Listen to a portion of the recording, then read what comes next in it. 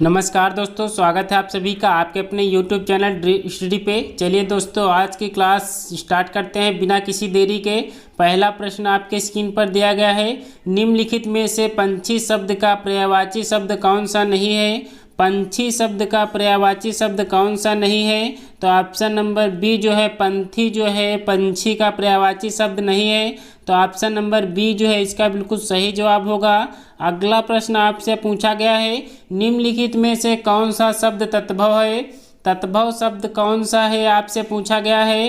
तो option number D जो है उजास जो है तद्भव शब्द है।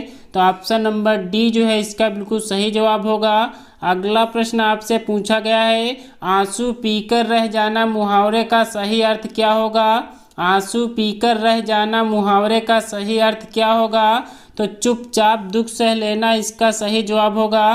तो ऑप्शन नंबर डी जो है इसका बिल्कुल सही जवाब होगा। आंसू पीकर रह जाना मुहावरे का अर्थ जो है चुपचाप दुख सह लेना इसका सही जवाब होगा।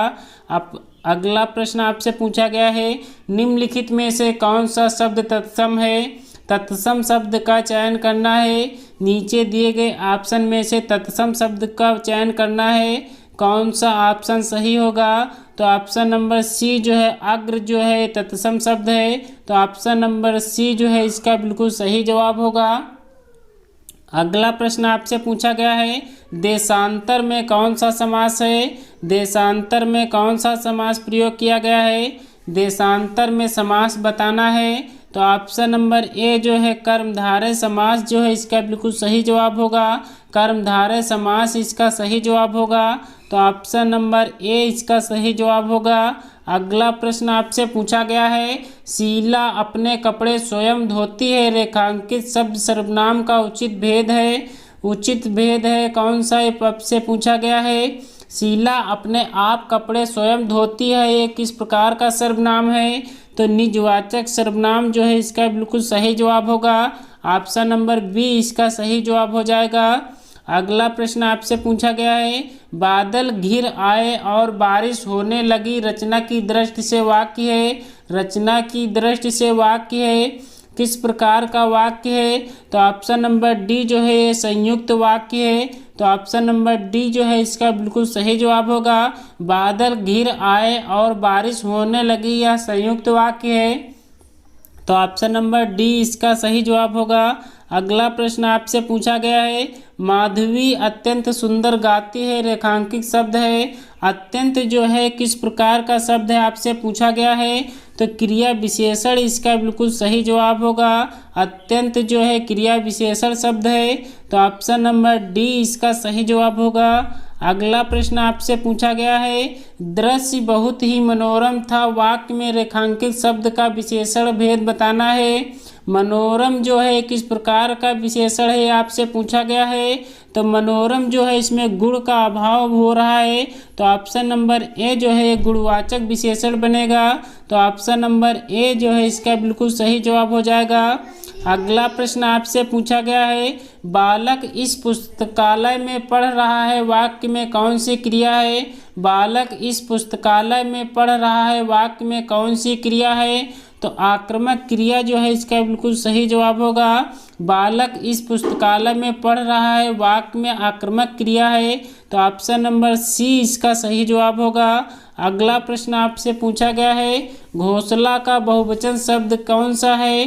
घोंसला का बहुवचन शब्द दिए गए विकल्पों में से कौन सा सही जवाब होगा।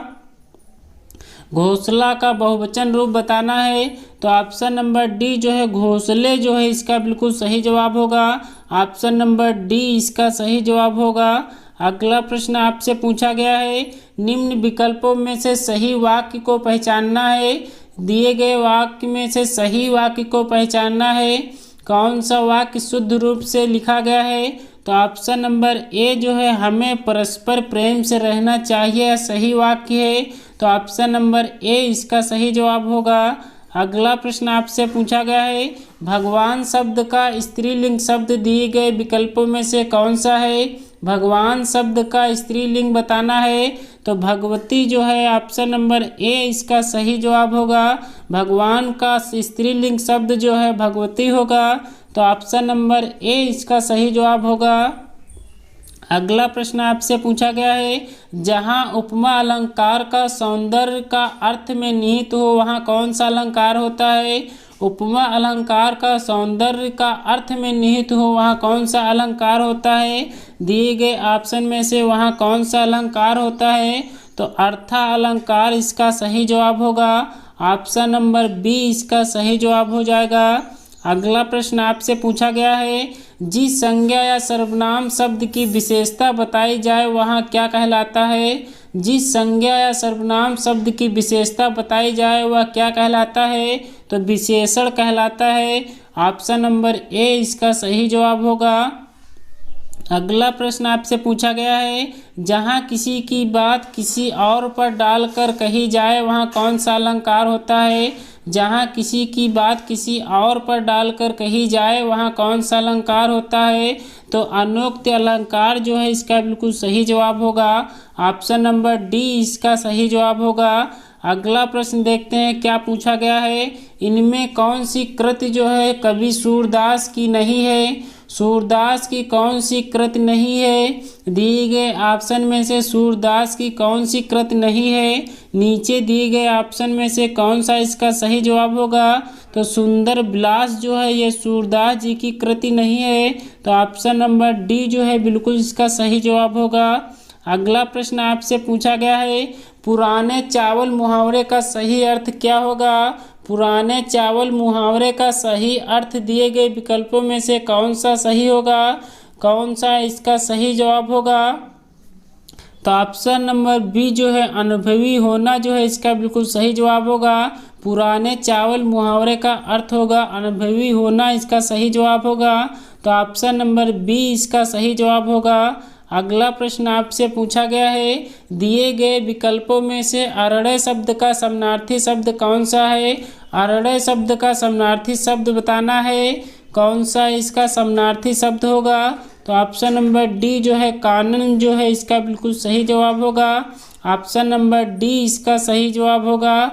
अगला प्रश्न आपसे पूछा गया है, बारिश बहुत ज़्यादा हो रही है, इस वाक्य में ज़्यादा शब्द क्या है। ज़्यादा शब्द क्या है आपको बताना है। दिए गए ऑप्शन में से ज़्यादा शब्द क्या है। नीचे एक और ऑप्शन दिया गया है। तो क्रिया विशेषण इसका बिल्कुल सही जवाब होगा। ऑप्शन नंबर डी इसका सही जवाब होगा। अगला प्रश्न आपसे पूछा गया है, जहाँ जंगल शुरू होता है उपन्यास के रचयिता कौन है। जहाँ जंगल शुरू होता है उपन्यास के रचयिता कौन है। दिए गए ऑप्शन में से रचयिता बताना है। तो संजीव जो है बिल्कुल इसका सही जवाब होगा।